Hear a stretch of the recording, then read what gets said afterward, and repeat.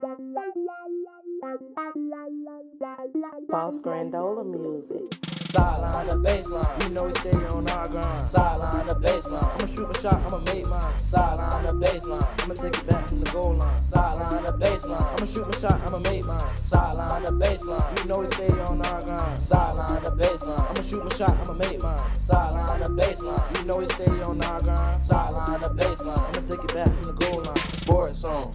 He say hut, then I go long. Scoring all them touchdowns, I gotta stand in that end zone. Pick me up a basketball, I can make a shot when I'm in the dark. I can grab a baseball and hit the ball right out the park. I'm a crazy different athlete and I can really got talent. Basketball and baseball, two different sports and I can still balance. Can't forget that football, cause that's really my real passion. Catch me on that big field and you'll see my real talent. Sideline to baseline, you know we stay on our grind. Welcome to Sideline to Baseline with MB and K. Lou.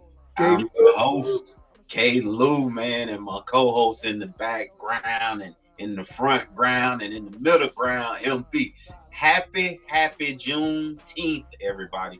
We love y'all, and we also remember. Man, what an awesome time we have today. We got a great show for you, and MB gonna let you in on everything we doing. Man, today we got my man, Carson Palmer, a.k.a. Captain Combat.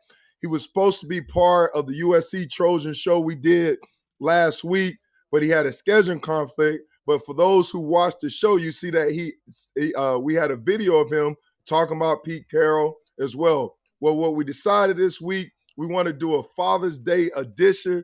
Man, after talking with this guy, this is the first time I ever talked to him. And my God, this guy is amazing. Not only is he amazing on the field, right? But to me, the most amazing thing about him is the way he's a father. I mean, listening to his comments, how he values his kids, and obviously being a man, we can get caught up in a lot of different things. But he called anytime his kids step up to the plate, he called time out. He stopped what he's doing and he sealed about him. And so I was telling K. Lou, I said, K. Lou, bro, we got to have this guy on. We got to do a show. And that wasn't even my intention. But I was so impressed when I talked to him about the person and character he was. I was like, man, we got to do a show. And this is what this is about. This is the birth of that. So tell him, hey, without further ado, baby, I want y'all to see what I see. Tell him, hey, hit me with that video, baby.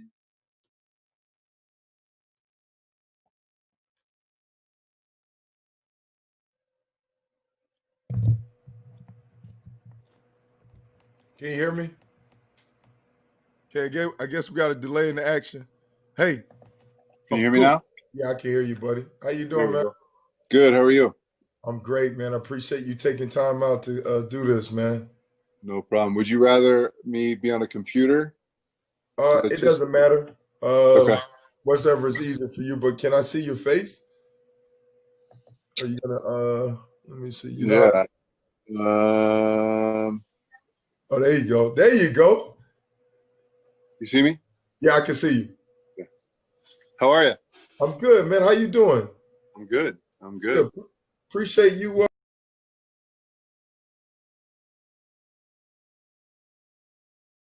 love to have jumped on that call with all the fellas, but maybe if you do another one, maybe we'll have a ton of success and we'll be able to do another one.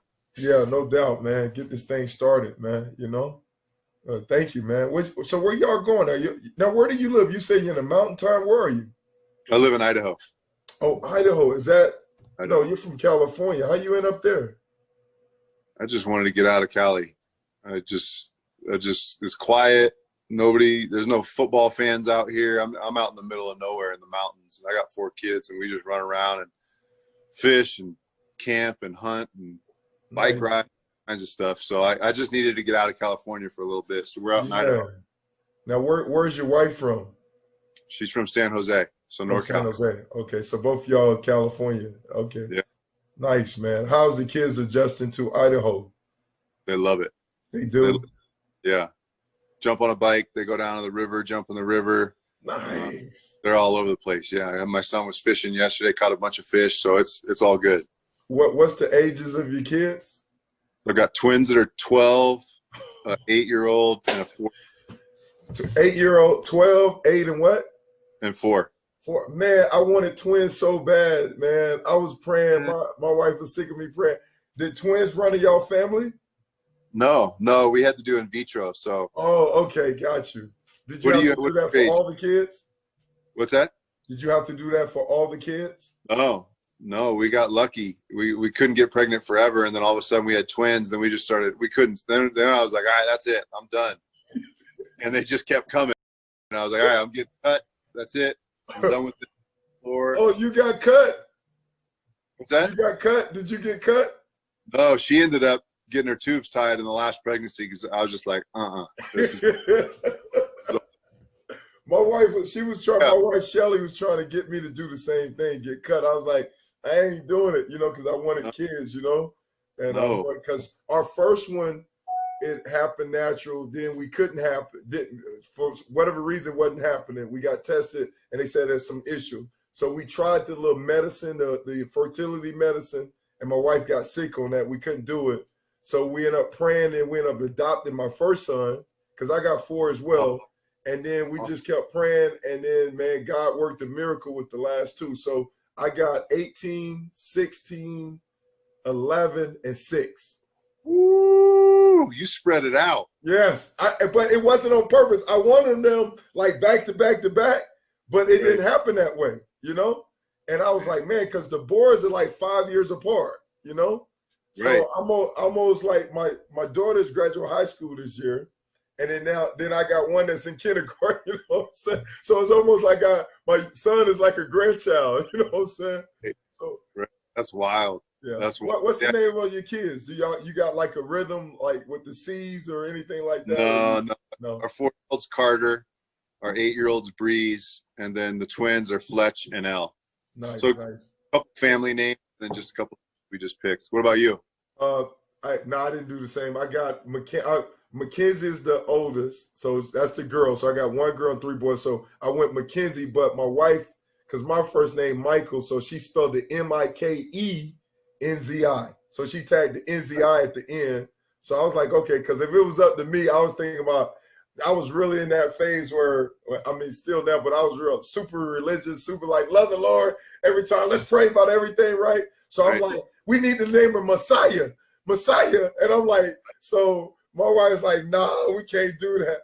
So we came up with the plan. If it's a girl, she names the first name, I do the middle name. So her middle name is Messiah, So it's Mackenzie Messiah Barrow. And then the boys are Caleb, and then it's John Michael, and then the last one is named after me, Michael. Awesome. Yeah, so we mixed it up like that, man. I like that Messiah. That's cool.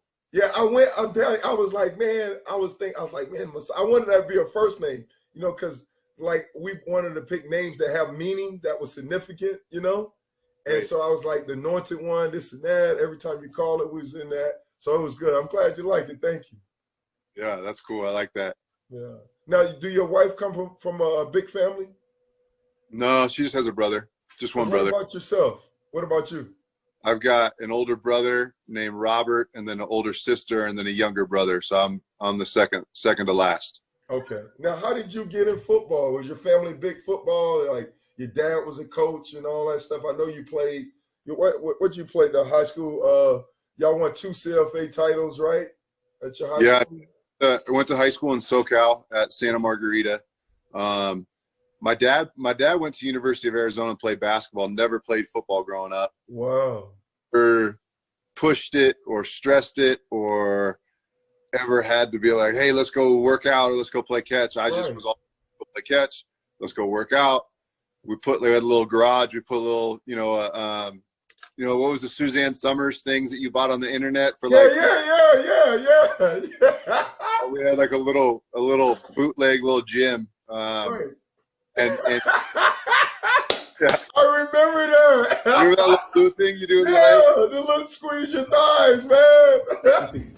We had that. What's he talking about? Stay there. Way to move. Good. But yeah, no, my dad played basketball in college, and then never once played football, and I never really wanted to do anything other than play football. And Good. One They step. Now, did finally your brother play before you? Did your big brother play? Did you No. like follow his step? No. No. Don't let it hit you. No. One step. Don't let No, it hit you. I was into it from a young age. They wouldn't let me play because they didn't, they were worried about getting hurt, and I don't know, not even concussions back then. They just were Right. worried about sport because they didn't know. My mom didn't grow up around it. She had a bunch of sisters, and then my dad never played.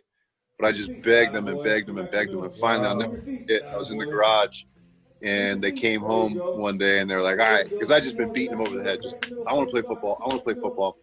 And then finally they came home. I'll never forget.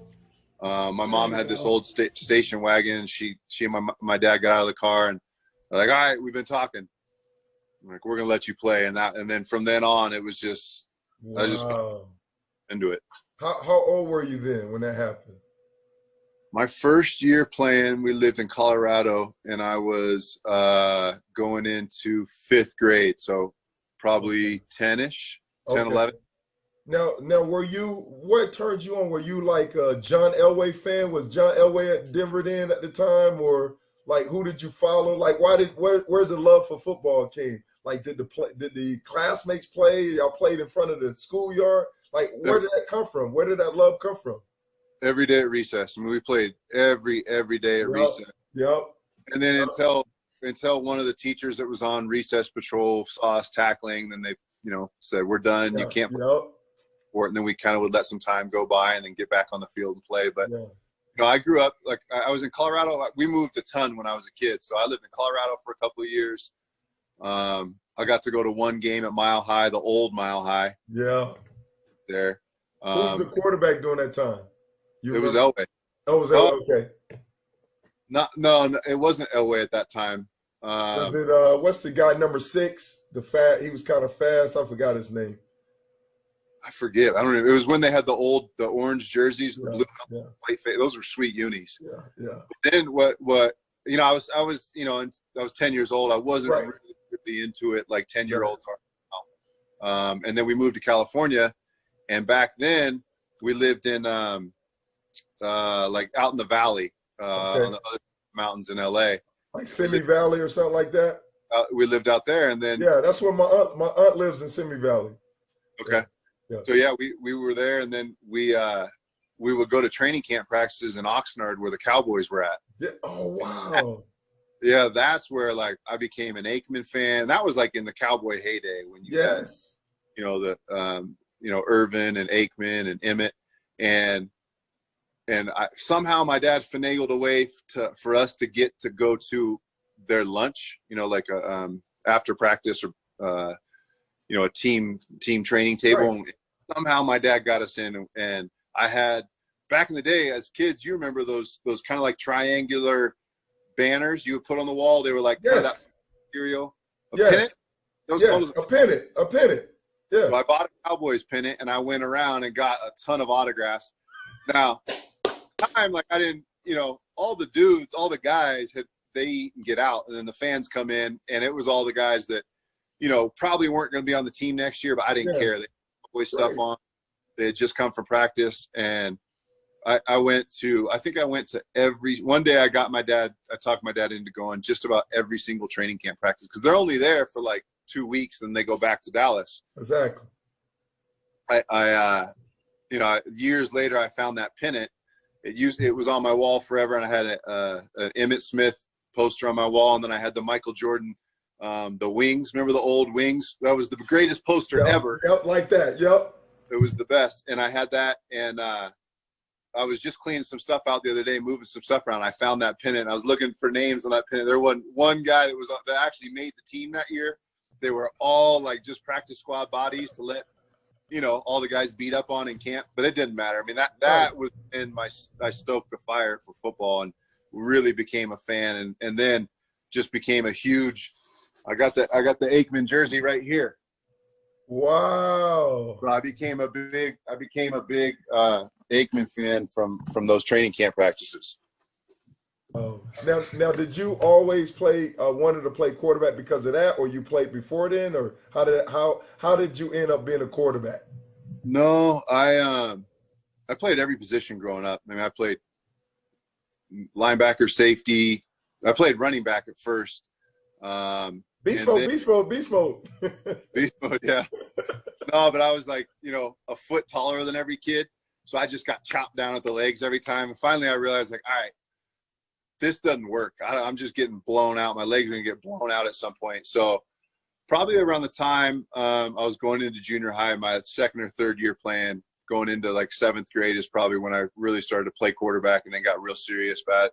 And man, I'm trying to instill it in my son. It's hard. It doesn't feel like he has the same drive that I did. Or maybe I'm just blowing it up in my head, because I remember I did push-ups and sit-ups every single night. Right. I did 5-step drops, 7-step drops, 9-step don't even exist, but I was doing them because I thought that's what you needed to do. Right.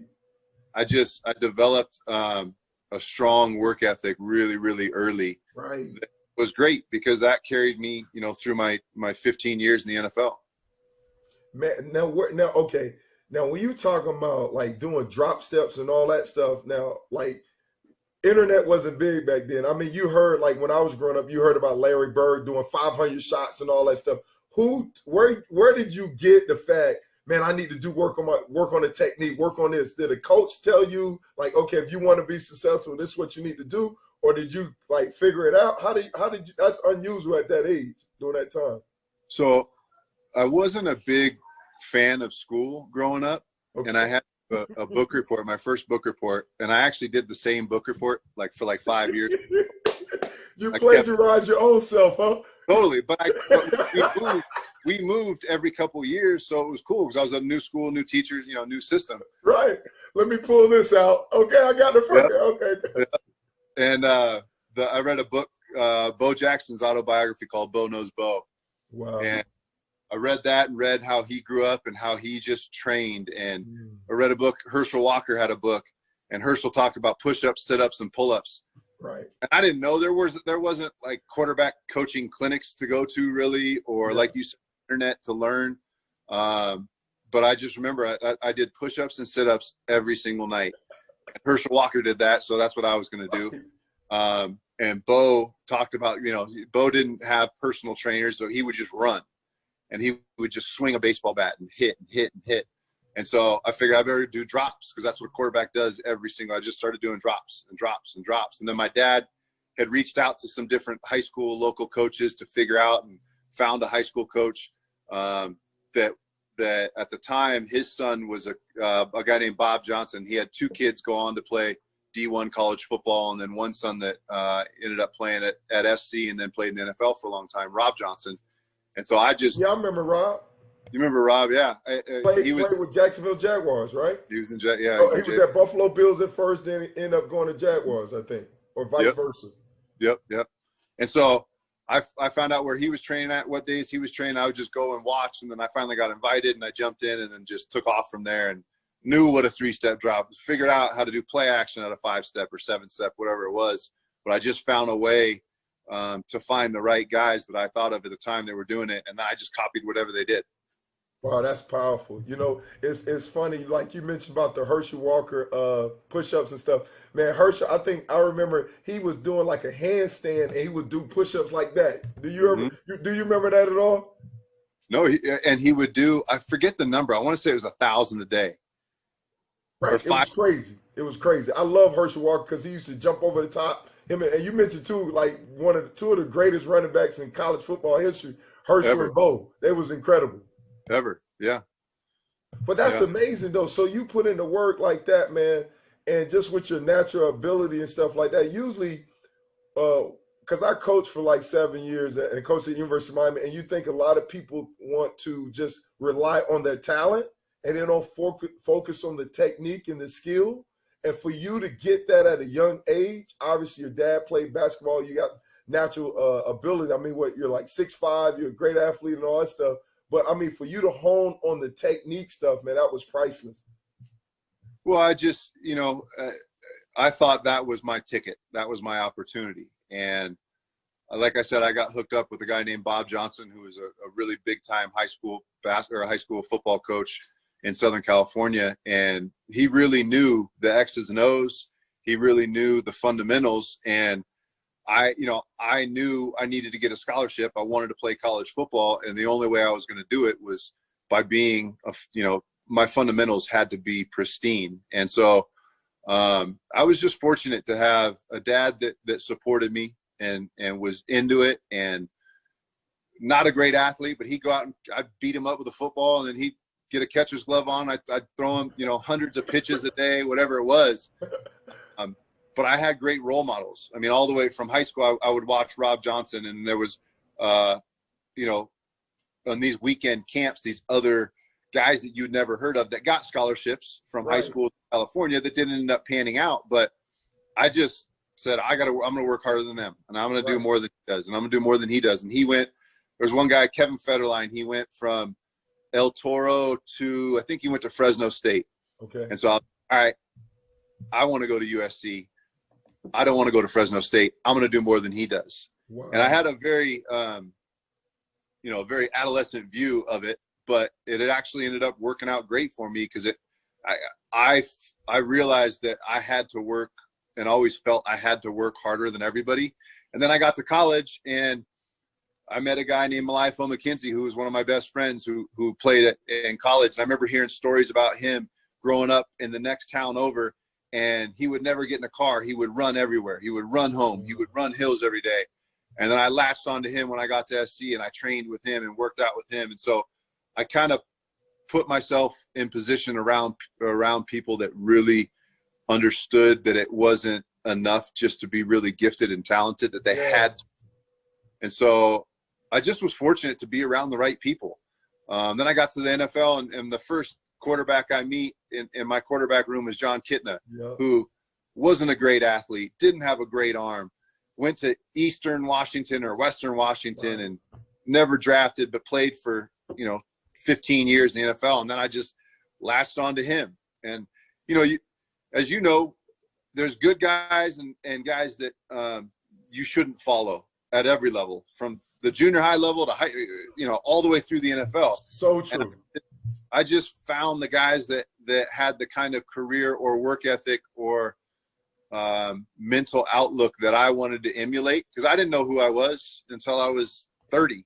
I didn't know what I was about until I was 35. You get more mature, and you have a different perspective on things the older you get. But I knew if I found the guys that trained really hard and took it really serious and weren't there to play football and go to school and party and do this and do that, I was there to play football. And I latched on to those guys and gravitated towards those guys throughout my entire career. And it instilled a certain amount of work ethic in me that, like I said, got me through year 15 in the NFL. Man, and you know what? Hearing you talk, I mean, just to be that driven and focused at that young of age, it reminds me of the Mamba Matata, the Black Mamba, Kobe Bryant, how just a focus, just to drive. Because a lot of times, especially at that age, man, we're chasing girls, we're doing all this other stuff. We're not that focused, we're not that driven, right? Or we get distracted easy. But it seemed to me like you had that singular mindset, like, man, this is what I want to do. I want to get better. And you follow the blueprint, and like you mentioned, you had good examples to show you the right way. And you look for that everywhere you go. Well, I knew I wanted to play. I knew I wanted to go to college, and I knew that was going to be a struggle financially. And so I started playing football and started realizing, oh, man, I didn't sit at home and watch football on TV. I was outside playing. I grew up, for the most part, in Southern California. We didn't have a football team. Now they got two. Okay. And so I wasn't watching football on Sundays. I was outside all the time. And I knew from a young age that I needed to get a scholarship, and realize, oh, man, you don't have to be great at school, but you can just be great at football, and they'll pay for your education. And then you get to play in college. So once I realized that and put all that together, it was a one-track mind. I stopped playing baseball. I still play basketball because I truly loved basketball, and I loved the guys that I played with. But it was tunnel vision. I was zeroed in on football and finding a way to get a scholarship, and my work ethic got me that opportunity. Well, was that decision made, and where you put everything else on the altar? Was that like in high school? When did you make that decision to like focus on football? Man, as soon as I got hooked up with Bob Johnson back in junior high at Saddleback Community College on the baseball field, he would train. high school kids, and he would train his high school team, the skill position players out of football season. But that was my weekend. Right. That was it. I didn't, I still played basketball, but on Saturdays and Sundays, right. if Bob had quarterbacks, and sometimes the quarterbacks would just bring their receivers in, and I would bring my buddy John Minardi, who played at University of Colorado on a scholarship, but was my number one receiver in high school. We would go out there every Saturday and Sunday and just, sometimes the coaches aren't out there, but we would just throw and throw and throw. And I just knew that was my opportunity to get a scholarship, and I was going to do everything I could physically from a football standpoint to make it happen.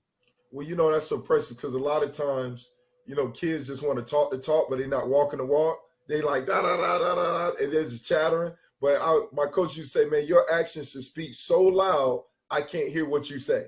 And a lot of times people want to brand themselves, they want to do this, but they're not putting in the work.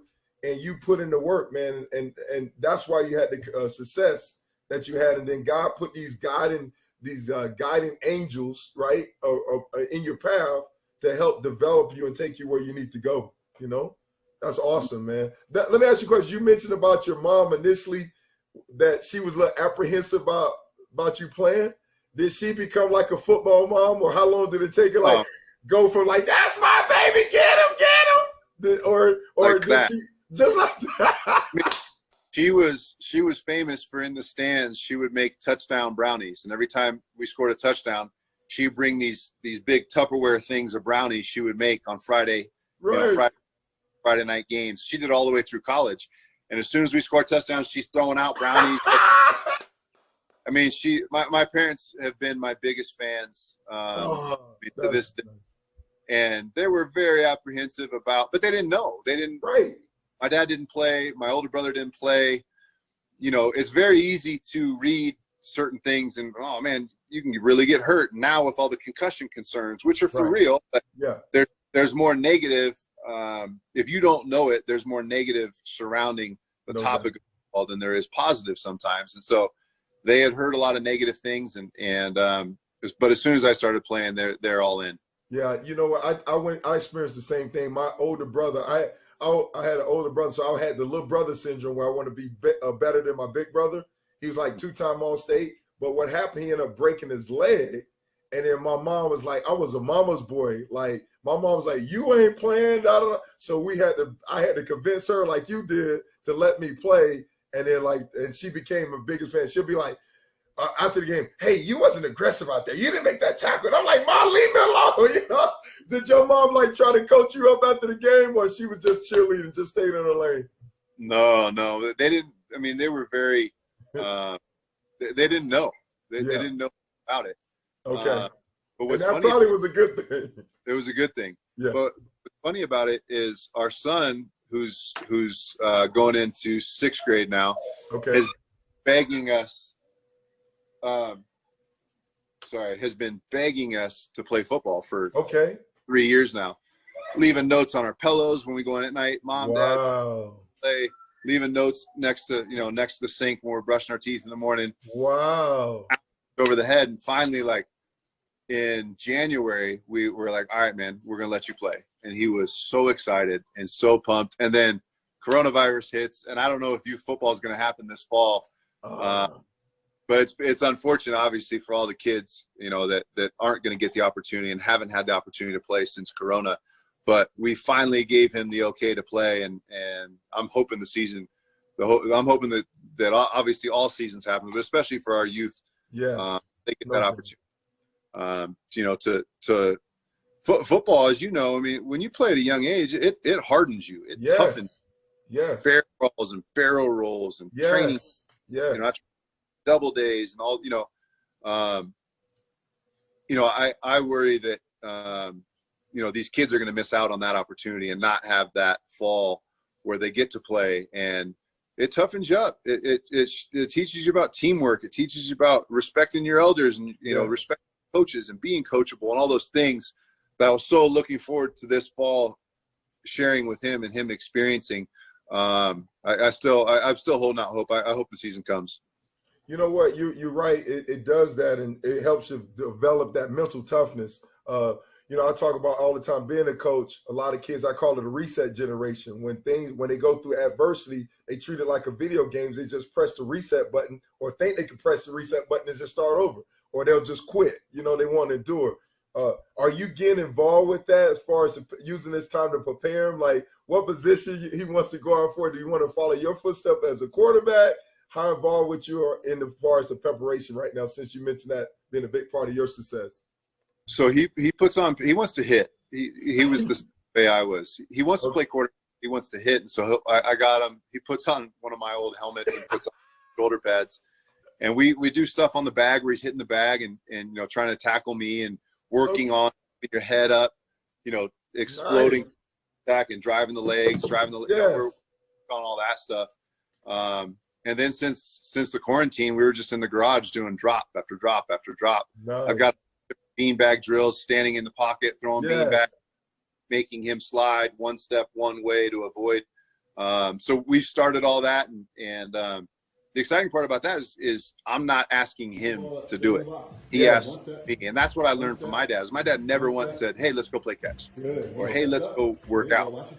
It all came from me, and I'm letting him figure that out as he goes. But he's starting to ask and want more, which is getting me excited, at least. That's good, man. And it's good when you find something they're passionate about, and then now you help guide them that way. And for sure. Powerful. I mean, just all the stuff that you learned. Yeah, I mean, my wife and I's sole purpose right now is finding what our kids love and funneling them and supporting them and giving them everything they need to discover how deep they love that, whatever that sport is. Or, I have a daughter that doesn't love sports. She's a girly girl, and I have a daughter that is a tomboy, and she wants to play football, and she doesn't want to play softball. She wants to play baseball with the boys, and she was the starting pitcher. And you know what I mean? Like, so two different ends of the spectrum, and we can funnel the tomboy daughter into now it's volleyball. We're trying to support. My wife's creating a club team out here in Idaho so that she can do that. Nice. And then the girly girl daughter that loves to cook and ice skate, and just finding what she's passionate about and just fully supporting them so that they can see how deep their passion is for that. Because as you know, if you're not passionate and you don't love something, you're not going to give it your all, and you're not going to be in that sector. And so we're just totally focused right now at the ages our kids are, of just giving them all the support they need and helping them find what it is. My wife was a scholarship college soccer player at USC. Okay. So she loved soccer growing up. And her parents did the same thing. We were both so fortunate to be from backgrounds. Our parents just supported our love, and they didn't.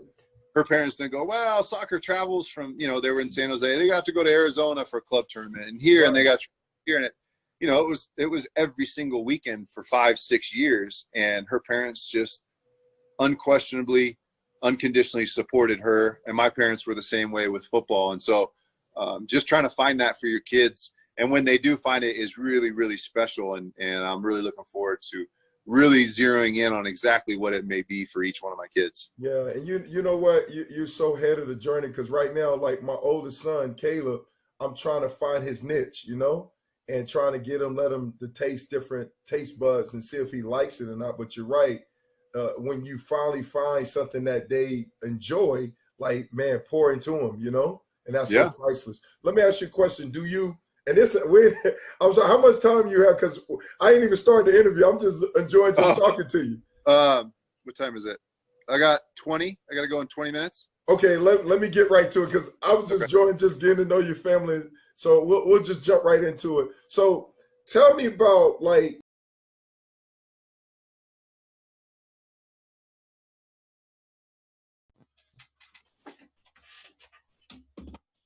wow, I mean, that was amazing, man. I mean, Kalu, I've been promoting it like Don King, baby, and I hope you had just that first half of the video was able to see what I was talking about, man. Just how he is, his focus, the things that stood out to me, and listening to him talk. And I don't listen to that thing about 5 and 6 times. I got my daughter over here. I'm coaching up. See, that's the passion you need. That's the desire you need, you know? And just what stood out to me, even at a young age, is his focus. I mean, his focus, to be that focus and that discipline at that young of an age, it's amazing. Even I made reference to, like, it sounded to me like how when you listen to Kobe talk and how focused he was and driven he was at that young age. Like he talked about, man, I was 5 years old and I was so focused. And Kobe talking about, and to listen to him talk that way, you know, it just refreshing. And the other thing that stood out to me was just the unconditional family support he had from his parents. How that they were all in to help him succeed, and they didn't try to push on him things that they wanted for him, but they'll allow him to develop his own taste bud for success. And once they saw that, oh man, he likes this, they went all in to support him. And you see that now he's doing the same thing that him and his wife are doing, the same thing that his parents did to them. They're carrying on the same thing as well. Yeah, I definitely agree. I mean, obviously, in the interview, it was very good. I mean, I thought obviously what comes out and like crazy is the fact of his tremendous work ethic. You know, it stands out. He talks about how he had to, you know, how he utilized things that he didn't even know. Like he watching infomercials and saying, "Hey, Dad, can I have that?" Because he's figuring that's gonna make him better. And then he writes a report about Bo Jackson and reads about Herschel Walker and sees how they're training. And then he says, well, shoot, if it did something good for them, then maybe it'll do it for me. So he picked up on that and just kept doing it. And then you have strong parental support that I think we get twisted nowadays. We nowadays think strong parental support is you are the one who's telling the child to do those things. And what they did was exactly what's supposed to happen. They supported their child. They said, "Oh, so this is what you want to do? Okay, we can do this. Then I'll support you in that area, and I'll help you in that area." Like he said, his dad never once told him to go outside and let's throw the ball, but he's out there killing his poor daddy, shoulders and arms and everything, and hands, throwing balls at him and making him catch pitches and catching passes. I mean, that's tremendous, man. And I think he's given a blueprint that I think a lot of other dads and moms should look at. You know, when you're, you know, in the business that you and I have been in, coaching MB, we see it all the time. Right. You send the kid out there, whether it's college or high school, you send the kid out there, we'll tell you in 2 seconds if he really wanted to be here or not. Exactly. Like we look right here in these two eyes, and we can tell you if the guy wants to be here. Right. And K. Lewis, I remind you that while you saying just that last statement, can you share the story? I know we're waiting for the fans to answer the question, but remember you said like you went and spoke to a team and you could see in their eyes if they're going to win or not. Can you share that quickly or no? Oh man, like so I went to Tampa to watch a team play, my nephew, and the coach had invited me. So that was the first time I seen him, my nephew play and the team they were playing. This game was kind of putting them in the playoffs. If they won, they go into the playoffs. So I'm like, you know, of course they're gonna be up. I'm on playoffs. So I get there, and the coach like, okay, you know, I'll let you know when we're ready. So I'm standing outside, and you know, I'm super nervous because we know as being coaches and stuff like that, that's a huge honor that somebody's letting you inside of their locker room, their team, and you don't take that stuff lightly. So you don't want to do anything to step outside of what their routine is. So I'm waiting. He calls me. I run in there. You know, I go in there. I start, because I'm a linebacker, so I start getting into it, getting excited with them, talking to them, and then I'm looking in these boys' eyes, and I'm like, this is crazy, huh? Right? So I'm still just giving my little rah speech, and then I get out. And my brother went in there with me. We walk out. He's like, man, that was good. What you think gonna happen? I say, man, they gonna get blowed out. It was that simple to me. Wow. Like I said, I looked in guys' eyes who weren't home. They were nowhere to be found. Wow. And you know, that's when we're talking about Carson Palmer. I mean, Right.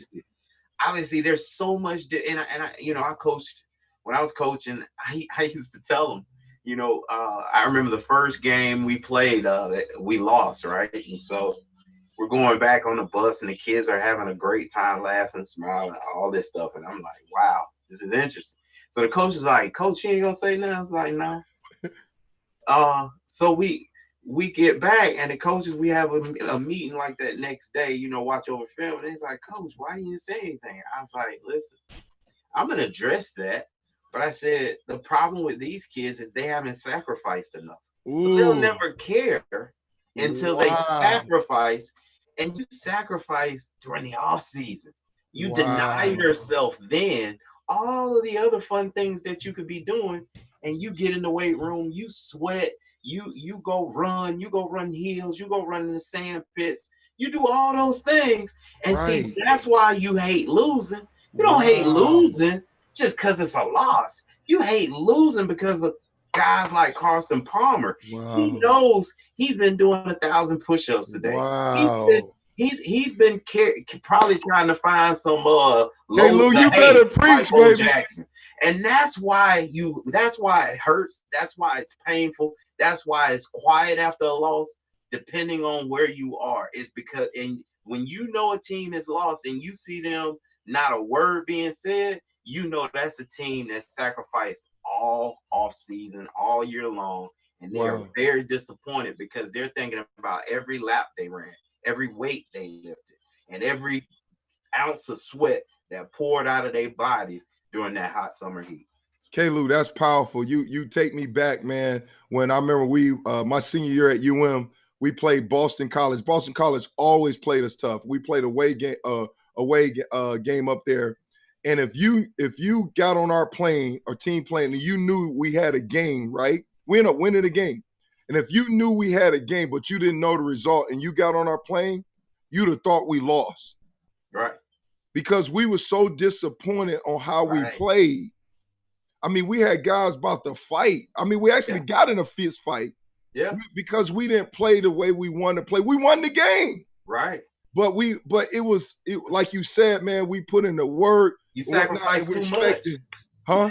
You sacrificed too much to go out like that. Exactly. You didn't lose a draw. You sacrificed too much. K-Lou, let me ask you this question, because we both have kids, and we're being former athletes, right? Mm-hmm. Like, one thing I struggle with my own kids, and Carson really, I'm kind of on the fence with it, is what about if a kid don't have it yet? And like you see the potential in them and whatnot? Because I learned this lesson the hard way. My little brother was staying with me, and I took the mindset, well, if he don't want it, I ain't gonna force him. Right. And then I got regrets because I say, man, I knew what I saw in him. So it's almost like, man, I'm gonna make him take his medicine because he don't know what he know. Like, he's not old enough to make that decision. What do you say to that parent that's on the fence? To me, like, coach me up, because I'm like, I'm like, oh, it's tough. You want him to be passionate about it, but they not there yet. They're immature. I don't want to go outside. I don't want to run, right? But man, you see the potential in them, and that you got to make them do it. Because I hear stories about people making them do it, and you hear them say, man, I'm glad my parents made me do it. Tell me about your opinion on that quickly. Man, I tell you what, like, I'm completely different, and probably I'm closer to what you did with your brother. I don't think you can put the dog in him. That's how I hear what you're saying. If he ain't got the dog in him. And I don't believe you can. There are coaches that have debated with me this exact subject, and I just don't believe it. I think it may last a game, it may last a season. But if the dog ain't in them, they gonna quit on you. And I just rather you quit on me now than quit on me when I really need you. And I'm serious about that. So I know you probably have regrets because you saw things and you felt like it would have caught on. At the end of the day, hey, and I hate to be so vulgar, that coward gonna come out you. You know what I'm saying? Yeah, and that's how I believe it. That's how I look at it. It's gonna come out you. And I hate for that kid or that person to let his entire team down on something that everybody knew way back when. So, and K-Lou, I add to it. I understand what you're saying. That's why it's tough for me, because my brother did that to me. Mm-hmm. Like when I told my brother I want to be better than him, he was like, okay, you do? All right, let me show you. And he'll come home from work. Man, I'm in the bed, sleep. We bump bed. He dragged me out the bed, say, let's go. And we was jog down this long, dark road, and he barking out commandments. Back pedal, shuffle. All right, jump jack, do all. And I'm like, I'm tired, I'm crying. He's like, shut up, keep going. And I'm like, I'm going to tell mama, right? But he, every night, man, he would drive me and push me. And he would push me to my limits. And he was showing me, like, if you want to be the best, it's a price to pay. Like you're talking about. But at first, I didn't want it. But he made me take the medicine. You asked him for it. Yeah. He didn't force it on you. You still. So well, you know what? At that point, you gave him the license to do that. Yeah. Right? Yeah. Your other brother didn't give you them license. Yeah. I got you. That makes sense. Thanks. Hey, well, look, we want to jump into the second half of this video, man. I seen it, and I know what you about to get, what you about to see. I mean, you about to find out about the man underneath the helmet, not just Carson Palmer, the #1 pick in the draft, right? But you're going to find out what Carson Palmer, the man. And I was really impressed with Carson Palmer, the man. But he's going to give you a little Scooby snack. He's going to talk about USC and all those things. But check it out. Hey, look, and don't forget, once we finish the second half of the video, type in your questions. We want to answer your question. I know how K-Lou feel. We want to hear from you guys. This show is about you. All right, tell him, hey, play that second clip, baby. Let's go.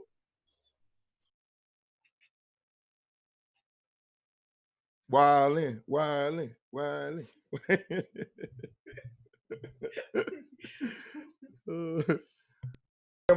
So we'll just jump right into it. So tell me about, like, think about this. When I think about this, Chris, it's like the 1 year wonder, right? Y'all went from 6-6 to 11-2, and even before that, from 1996 to 2001, y'all USC record was 37-35. It was the second worst record in that 5-year time span. Like, what did Pete Carroll and his staff do to turn that thing around so quickly? I mean, y'all turned that thing around like in the New York minute or LA minute, right? Tell me about that. What did he do to change the culture and to turn things around so quickly like that? Yeah, I mean, he came in and he just was himself. He didn't come in and go, I'm going to flip this thing on its head. I'm going to fire every coach. He came in and he was Pete. And if anybody's ever spent time around Pete, he's just infectious. His energy, his passion for the game, his love to teach, his love of being around defensive football players and coaching defense and staying out of the football side or the offensive side of football, except for when it was something dealt with. The mental side of the game is so important to him and so big in his coaching. And he would never come over and say, hey, when you read this, do this, or when anything fundamental. He let the offensive guys handle the offense, and he had a big part and a big stake in the defense. But it was just an energy that he changed. And we went from Paul Hackett's staff, who was a former NFL coach and very dry, and look, you're here for a job, do your job, get it done. And then Pete came in and it was just fun.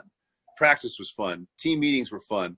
We had popsicle breaks randomly. He just changed it up, and he brought his energy in, and it was undeniable.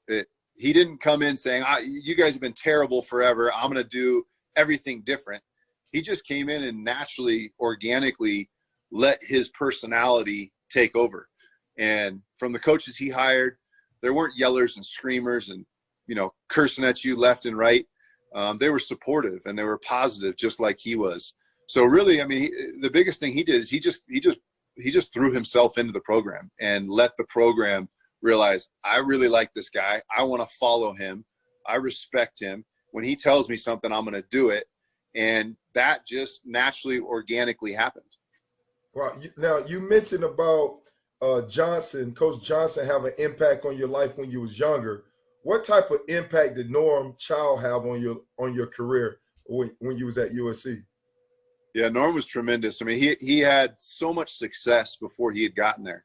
You know, when he was at BYU, that offense was prolific year in, year out. Ty Detmer, Steve Sarkisian. I mean, he had, you know, BYU doesn't get the same talent pool that USC and Alabama and some of the premier programs get, but they won 10 games, it seemed like, every single year, and offensively put up, you know, phenomenal numbers. So he came in with tons of success, and it was easy to see why he had it. As soon as he came in and started installing plays and installing concepts and talking about the screen game and talking about the importance of the run game, he was used to, you know, throwing the ball to, you know, receivers that ran 4.6. Now everybody runs 4.4, you know, including the tight end and the tailbacks. Right. His offense just flourished in his short time there, because he went from having to be such a great game planner and having so many diverse concepts and such a big screen package. He had to do that at BYU. Then all of a sudden you take 3-star athletes and you replace them with 5-star athletes from top to bottom. And that's the other thing Pete did, is he brought in talent like that. Right. And Norb's offense just took off and flourished. Right. Now, man, and you benefit from that more so than, it seemed like you benefit from that change more so than anybody. I mean, because you look at your career, especially at the beginning, it seemed like it reflected the USC career. And all of a sudden you turned around your junior year. Now you go from 6-6 quarterback, right, to now Heisman Trophy winner. Tell me about your turnaround. What was the breakthrough for you that year as well?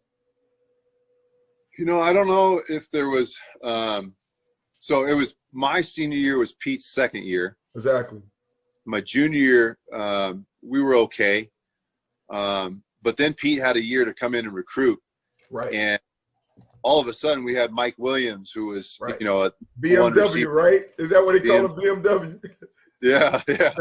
That's great.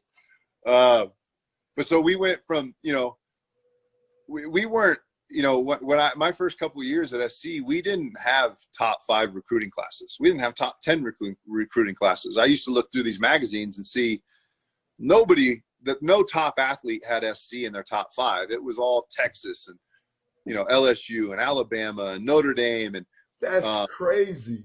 No sporting magazines had that. And so after going into Pete's second year, all of a sudden we had like a top 5 recruiting class, because he's like, hold on, we're in LA. Right. Wait, there's kids. And I didn't realize until I got to the NFL, I started playing with guys that played at Georgia and Alabama and LSU and, you know, every SEC school and every big time Texas. And they were like, man, I didn't get recruited by SC. I was so mad, blah, blah, blah, blah, blah. Well, Pete came in and was like, we're not recruiting LA. We're recruiting the country. Yes. And we have something that nobody else has. We're in Los Angeles. Right. Everybody in, you know, Tuscaloosa and Death Valley, you know, all these other parts of the country that there's nothing else but that school. Well, we all of a sudden were exploiting. We're right down the street from Staples Center. I mean, we literally, my roommates in college and I, when that was the heyday of the Lakers, that was the three-peat Lakers. So we were outside partying up and down the streets with Laker fans that we weren't obviously at the game. We were going to 7, but they were coming out of the state. We were right there. We were not far from the house. Right. Outside center, like downtown LA, Manhattan Beach. You know, you got all these cool movie stars and movie producers and, you know, the nightlife and all these things. Pete just glorified all that and said, hey, kid from New York, kid from Florida, kid from Ohio, kid from Pennsylvania, come check out LA, come check out USC. Yeah. That's what put USC on the map, is that mentality recruiting wise. Yeah. And you know what? And you're so right on it. From what research I did, it was like Orgeron, the concept was to own LA, to own South Florida, and then you leave from there and you get the best of the best, you know? So, and you had Coach Orgeron, the Raging Cajun, right? You had Lane Kiffin, who went, if I'm not mistaken, when it got BMW, when it got Tampa. So y'all was Yep. able to own LA and then now get the handpick the best of the best nationwide. It just made it turn around so quickly. That was definitely one of the factors. Yeah, I was sitting in the quarterback meeting room one day, and Pete, I was watching film on a spring practice or whatever it was, and just kind of sitting in there hanging out. And he comes in and he's like, "Hey man, you got to watch these kids." And he starts putting in. That was back in the day. Like, this is like DVDs and VCRs. No, they weren't VHS. VHS. Yeah. It was the smaller one, like before VHS with the coaches. I forget what it's called. It looked like an 8-track almost. Oh yeah. The small little cassettes that go in the machine. Yes. So he throws them in, and he starts watching these guys, and he's like, "This is what I'm looking for," and puts in the next kid. "This is what I'm looking for." Puts in the next kid. I'm sitting there, I'm looking at, you're looking at these scrawny 17-year-old kids. Right. And he goes through and he kind of stops and he looks at me and he goes, "Those players will play in the NFL. Those type of skill sets, those type of athletes that move like that." He called them two-striders, guys that, we were watching Reggie Bush. Yeah. And he was a two-strider. And he said he takes 2 strides every 5 yards. Right. So he's covering ground. And it doesn't look like he's running 4.4, but the kid's running 4.4. And he's 2-striding. So he was looking for gaits of athletes. And he was looking, you put these recruiting tapes on, and you can see this 6'5", 230-pound kid that's going to be 290. Yes. And you can just broad, skinny.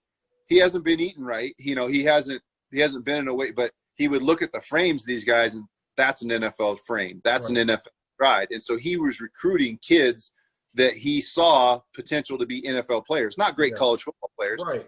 He was looking, and then sure enough, 2004, 2005, I mean, you look at that starting defense, the Clay Matthews, Ray Malaluga, Frosty Rucker, you can go on down the list. That whole defense went to the NFL. Right. And that's what he was looking for, and that's what he was bringing to USC. And we didn't have that. I mean, my senior year, it was myself and Troy Polamalu got drafted, and Justin Fargas, and then maybe one other guy. The year before we had Kerry Colbert after you. Well, that was the next year. Next year, yep. But my senior year, my junior year, my sophomore year, we didn't have NFL. We didn't have guys getting like that. Wouldn't.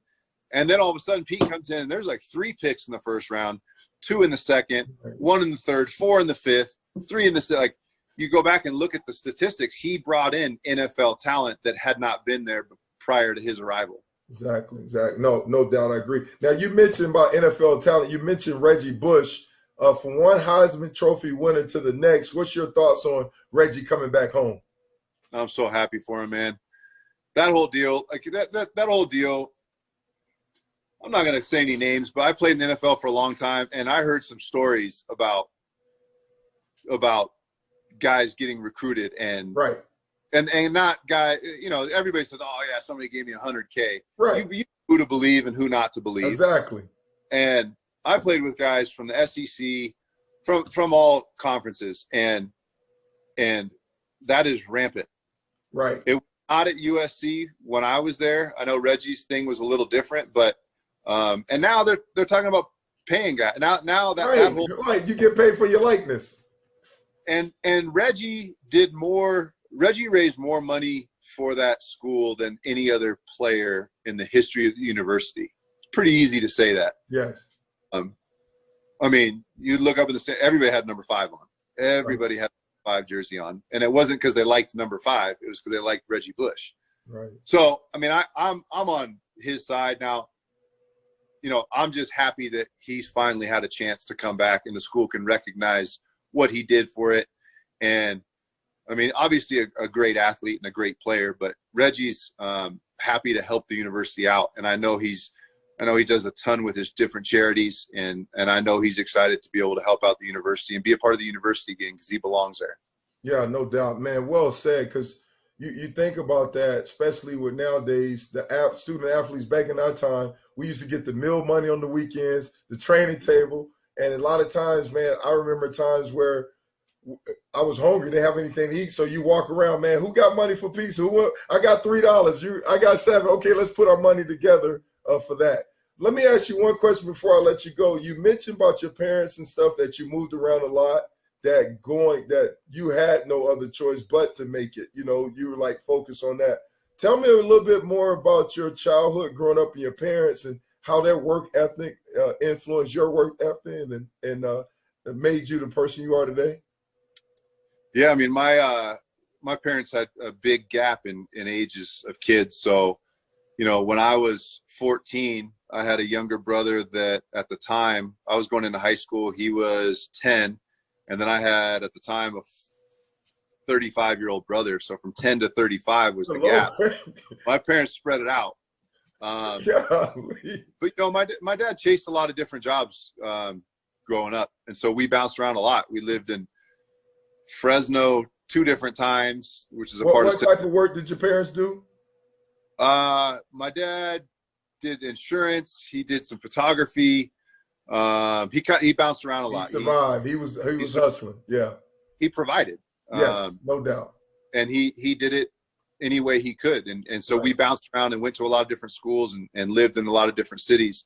But he always was working. And when he wasn't, he never once said no. Like, hey, Dad, let's go play catch. He never said, let me, you know, I'm watching the news, or, hey, Dad, let's go on the job. Let's go in the garage and work out.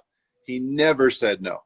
And I've instilled that in myself. He instilled that in me with my own son and my daughter. It's just anytime that no matter what I'm doing, my daughter walked in right here and said, let's go do bump set spike with a volleyball. I'll be like, all right, I'm out. I got to go. Yes. So that is something that I pride myself on, because my dad did that for me and never was too busy ever. I mean, I could walk in and he's on a phone call, a work phone call. Like I said, he was a photographer. So he did a lot of different stuff, but he was never too busy for me. And my mom was at every single game, every single practice, never too busy. Hey, we got a basketball tournament in Visalia. I'll drive. I'll take her. She had a caravan. We can fit 5 guys. Let's go. So just the work ethic was tremendous, but the support was unparalleled. I mean, I can't tell you. I can honestly sit here and say my dad never one time was like, let's do it later. I'm busy. Dad, let's go play catch. Every single time he said, okay, let's go. Grab my glove. Grab the ball. So that was instilled in me at a very young age. And like I said, I'm trying to carry that over with my own kids. And anytime they need me or want to do something that's sports, or if they just need support. My daughter is struggling with reading. And so, hey, Dad, can I read this to you? Yes, absolutely. So that's probably one of the bigger and best lessons I got from my folks was just, yes, I am here to help you and support you. Yes, let's go play catch. Yeah, let's go work out. Man, that is so powerful. It seemed like your dad was your hero, you know? No doubt. I mean, he sacrificed everything for our family. And like I said, I mean, he was always available. Wow. Always made himself available. With that in mind, any closing remarks as far as Father Day is coming around the corner? Any words of encouragement or advice that you could tell these fathers out there, or any words you want to say to your father just in case he watched this telecast? Yeah, Dad. I mean, first, Dad, I love you. Thank you for everything, every blessing, every lesson you've taught me, always being there, always being supportive. And to the other dads, it's not hard really when you think about it. Just say yes. Hey, Dad, let's go play catch. Hey, Dad, let's go for a bike ride. Hey, Dad, I know you're busy, but can we, go fishing? Whatever it is, just say yes. And there's always times where I'm in the middle of something, or I'm on a call or whatever it is, and it's always like, and I have to remind myself that my dad didn't do that. And so it is hard to do sometimes, but every time you say yes and you do it, and your son or daughter knows that you're going to say yes every single time, it's rewarding. It's rewarding knowing that you did it over and over and over again. And I mean, coronavirus, everybody's stuck at home on quarantine and all the stuff that's going on. It's relaxing. You could be in the middle of a Zoom call or an email that you got to get back to somebody for something work, but you'll never go, halfway through playing with your son or daughter, man, I should have stayed on that call, or I should have finished that email. You will always feel rewarded for being that support system for your child. Hey, Carson, man. Oh my God, boy, you convicted me in one way, because sometimes I get too busy. I'm like, oh, wait a minute. But I mean, just say yes. Man, thank you so much for your powerful words, man. It's definitely I feel it. It's life changing. What you're saying is so real. We need to invest our time into our kids. So thank you so much, man, for being that example, and thank you so much for your time coming on board and just sharing your heart with us, man. I love it. Thank you, Michael. I appreciate it. Thanks for having me on. All right, man. Hey, enjoy the rest of your day, man. Go You mountain. Too. Hey, are you going hunting or something in the mountains, or what y'all doing? Are you like Daniel Boone, or what's going on? I see you got the beard, Daniel Boone beard. No, what's going on? No hunting season. It's still June. I got to wait till September. But fishing season is open, and it is on like Donkey Kong right now. So, hey, man. Hey, once this thing is past, this coronavirus, we get a cure or something, man. I'm gonna have to come to Idaho, man, and come fishing with you, man. If I get a truth on that, man. You say I'm inviting myself. 22-inch rainbows, 28-inch brown trout. It's phenomenal. I'm gonna go catch some fish, and I'm gonna try not to get out fished by my son again. He got me yesterday, but I appreciate you having me on, Michael. Good to catch up, man. All right, likewise, Carson. Take care, bud. Take care. All right, God bless, man. Bye.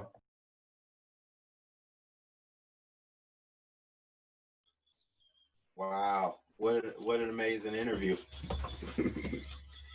What an amazing interview, Mike. You did a great job. I thought Carson highlighted, obviously, Pete Carroll and the changes that he made coming into getting there and transitioning from into a new regime. And lockdown kind of did what Coach Schnellenberger did in Miami, locked down LA, but took it a step further and said, hey, we have something here unique to only us, unique to just LA, period. Right. So even went outside of that. He locked down LA, but he also said, I can go in the SEC country, I can go in the ACC country, Big 10, Big 12, who cares? Because we have something here, Hollywood, that no one else has. So I thought that was tremendous as well. And then, him being a terrific father, man, just putting himself in a position of always being available for his kids. I thought that was tremendous and very important. Man, K-Lou, that convicted me, man. When we did that interview, man, I had to wipe some tears from my face. I mean, just to hear him, because just a few days before, like my youngest son, he's always, if there's one dude that want to play with daddy, is that young one. And he was like, Daddy, let's go play video games. Let's go. And I was like, okay, wait a minute. And then one day I kept saying, wait a minute. And it ended up being like 11 at night. And my wife said, enough of that. You need to go play with him now. And so when Carson said that, it just convicted me, because I was telling my kid, wait a minute. And besides my wife, like God is number one, my relationship with my wife is number two, my kids is number three. And we got to show them. And the thing I like about Carson, as you well know, both you and I played in the NFL, and we say lip service to, hey, it's my faith, then my faith, then my family, then football, right? But how many of us truly are living that, right? How many truly are living that, right? And he's putting it in practice. He's walking the walk and talking the talk. And that's what I love about him. And you see it in his actions, because he let me know. He said, look, if one of my kids come in here, I got to go. And so today that happened to me, and I got tested on it. And even right now, my kid just busted in the thing. I'm like, whoa, and you get tested on that. Make yourself available. Now, it's so funny. It's some availability that got him in trouble. I don't know. He went ice skating and he fell down. And then he was wearing something. I don't know if they ain't got his kid. He lost a bet or something. But just the fact, man, I read this book. It's the less time you spend with your kids, the less influence you have. The more time, the more influence. We're not that these kids ain't grow up in the age where we grew up, where you respect your parents no matter what. Hey, you got to invest in that time. You got to put in time with that kid so you can make an impact in their lives. If you're not doing it, somebody else will. Man, that's tremendous, and I can't agree with you more. Just the fact that time is everything, and when I think back to my own parents, they invested tons of time into my brother and I. Very supportive, involved in all of our activities and functions. My wife and I do the same thing for our kids, and it's just something as fathers, as mothers, we need to continue, because if we want them to have great experiences and actually be led, be persuaded, led, directed by a voice that we know is a good voice, then we're going to have to put in that time. And I think, Carson showed us that, not just with his mouth, but with his actions. Right. And you said it, I know we're about to close up the show. One thing you just mentioned, K-Lou, that reminded me, I was coaching I was watching one of my sons play a basketball game, and I'm sitting there yelling out instructions. He give me that look like, what? I'm like, what do you mean? And it convicted me. I said, even though I'm his parents, I don't have the right to coach him on the court. I got to earn that right. And what I mean was, I didn't put any time with him beforehand to teach him my voice. You see what I'm saying? Mm-hmm. And so I said, if I don't put any time during the week, I'm not going to say anything to him. Right. And that convicted me. And so that's what I started to do, Him be a darn helicopter dad, y'all. Hey. Yeah, I was. Hey, I am. Look, hey, my daughter, hold on. Yes, Scooter. Hey, come on. Yes, he is. An ultimate helicopter dad, just right here. Right there. Get him, Mackenzie. Get him. Get him. Yeah, I am, man. I take that role as a father very serious, Hey, man, I got my head on the swivel. I want to protect them. Try to have balance. Don't want to be too overprotective, because if you protect them for too much, then they're not going to grow up. They got to get their knees dirty a little bit. They got to fall down and stuff like that. But I tell my kids all the time, I want to be your partner in life. I want to partner with you. So me and my wife so if we could be there for you, if you make those mistakes, we could be a sounding board for you. So it takes time to build that relationship, man. See, Mackenzie, that's why you should have went to DC, honey, just to get away. Come on, K-Lou. She's going to North Carolina School of the Arts, man. That's what I'm saying. She got her shirt, baby. You fell for the old banana in the tailpipe. He had you big the whole time. No, hey, K-Lou, I don't settle you right. I was like, oh, let's go to camp there. So she went to camp. I got her. So, but no, she's studying to be a actress, get a BFA. So that's one of the top 5 schools in the world, baby, in the world.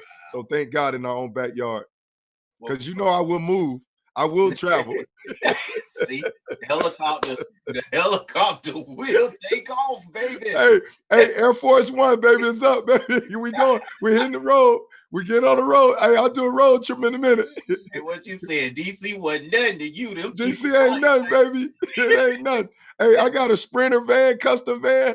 Hey, I'll take a road trip in a minute. I ain't got no problem traveling. Man, well, we appreciate y'all watching again. Every Friday, watching Sideline to Baseline with MB and K-Lou.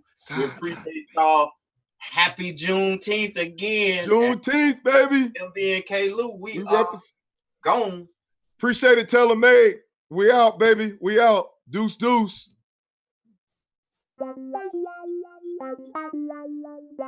Boss Grandola music. Sideline to baseline, you know we stay on our grind. Sideline to baseline, I'ma shoot my shot, I'ma make mine. Sideline to baseline, I'ma take it back from the goal line. Sideline to baseline, I'ma shoot my shot, I'ma make mine. Sideline to baseline, you know we stay on our grind. Sideline to baseline, I'ma shoot my shot, I'ma make mine. Sideline to baseline, you know we stay on our grind. Sideline to baseline, I'ma take it back from the goal line. Sports on.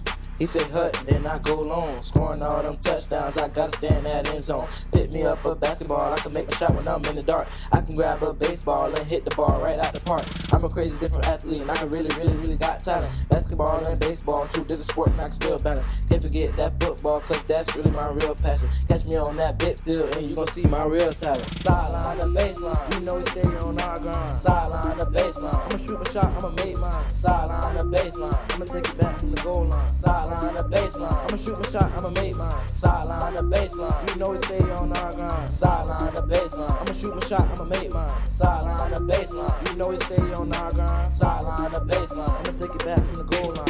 Fourth quarter is goal time, finna score on the goal line. We fighting for it, I'm bout mine. Make it through, we gon' trying to get 6, can't get 9 like Dion. It's prime time, I'm on my grind, it's game time. I'm ballin' out, by to eat. They think it's sweet, no need to cheat. Then dropping threes, hit feel the heat. Cross him up, got his ankle sweet. Behind the back, got him on his knees like John Cena. Can't see me too fast, too much speed. See the dust coming from the cleats. Deep too tough, no passing me. Sideline the baseline, you know we stay on our grind. Sideline the baseline, I'ma shoot my shot, I'ma make mine. Sideline the baseline, I'ma take it back from the goal line. Sideline the baseline, I'ma shoot my shot, I'ma make mine. Sideline the baseline, you know we stay on our grind. Sideline the baseline, I'ma shoot my shot, I'ma make mine. Sideline the baseline, you know we stay on our grind. Sideline the baseline, I'ma take it back from the goal line.